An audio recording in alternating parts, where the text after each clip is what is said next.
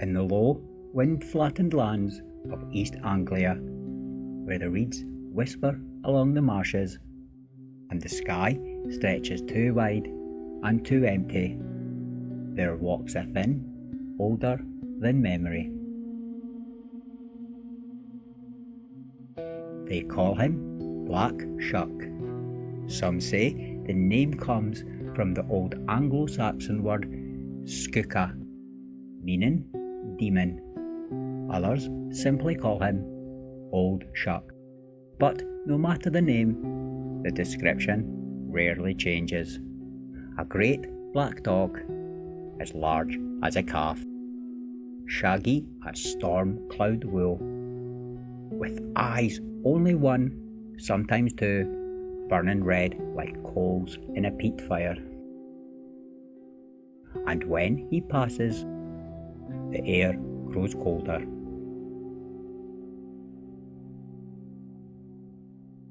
The story most often told begins not in lonely lanes, but in holy ground. It was the 4th of August, 1577. A violent thunderstorm tore across Suffolk. Lightning cracked like splitting timber. Rain lashed the villages of Bungay and Blythburgh. In Bungay, the faithful had gathered inside St. Mary's Church when the storm reached its height. The sky went black at midday. The church doors burst open, and in ran a monstrous black dog. Witnesses claimed it rushed between the pews, knocking worshippers aside. 2 people were struck down and killed instantly. Another was flung violently across the nave. Before anyone could react, the beast vanished, leaving scorch marks in the stone. On that same day, miles away in Blythburgh, parishioners sheltered in Holy Trinity Church, Blythburgh. Lightning struck the tower. Smoke filled the air, and through the confusion, the black dog appeared again. It ran down the aisle, passed beneath the bell ropes, and disappeared, leaving behind what locals still point to today: claw-like scorch marks on the north door, marks that remain visible centuries later. The villagers whispered that the devil himself had walked their churches that day. Black Shuck is not only a church haunter. He is a walker of lonely lanes. Travellers across Norfolk and Suffolk have long told of meeting a massive black dog on narrow country roads. It pads silently behind you. If you turn, it stops. If you quicken your pace, it follows. Some say if he walks beside you in silence and then vanishes, you are marked for death within the year. Others claim he is not always malevolent. In certain tales, Black Shuck acts as a guardian. A woman walking alone at night hears something behind her. She fears a highwayman, but instead finds a great black dog keeping pace beside her. He escorts her safely back to her cottage, then fades into the mist.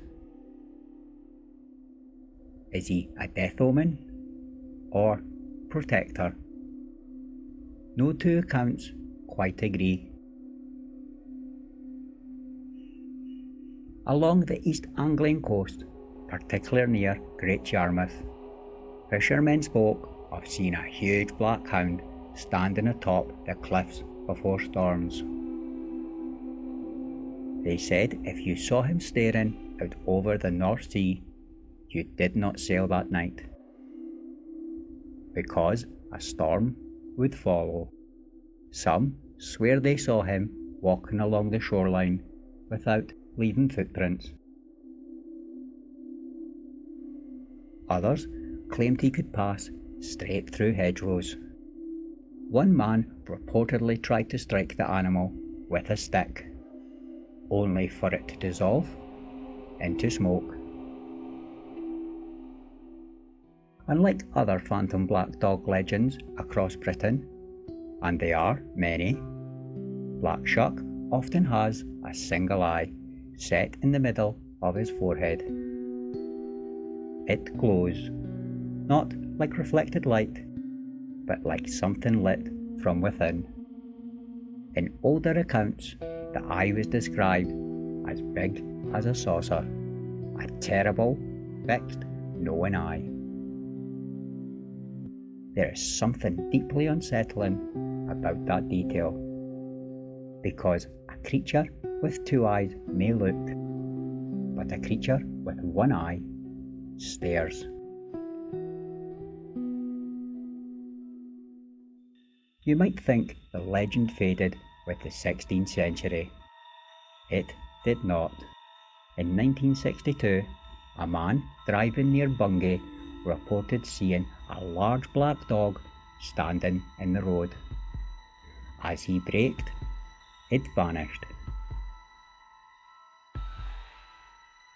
In the 1970s, campers near the Suffolk coast claimed to hear heavy padding outside their tents, followed by low growling.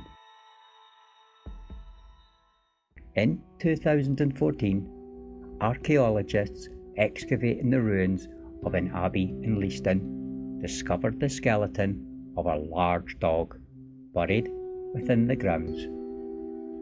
The press quickly linked it to Black Shuck, though scientists concluded it was likely a guard dog. The discovery reignited the legend across East Anglia. Even now, locals still tell of hearing claws on cobblestones at night, of seeing red eyes at the edge of fields, of feeling watched. Folklorists suggest he belongs to a wider tradition of British phantom black dogs, creatures tied to crossroads, churchyards, and liminal spaces. Some connect him to Norse mythology, where spectral hounds accompany Odin. Others link him to older Anglo-Saxon death omens. In medieval thought, black dogs were often associated with the devil, but also with guardianship of the underworld. And East Anglia, with its marshes, fog, and ancient burial mounds, is fertile ground for such stories, because these are the lands where mist rolls in suddenly, where shapes shift in low light, where isolation presses in on the mind. Perhaps the most unsettling aspect of Black Shuck is not his violence. It is his silence. Most accounts describe no barking, no snarling, no growl, just the sound of heavy paws and breathing close behind you. If you should meet him, the old advice is simple. Do not look into his eye. Do not speak his name. And do not run. For Black Shuck is said to be drawn to fear. If he passes you by and vanishes, count yourself fortunate.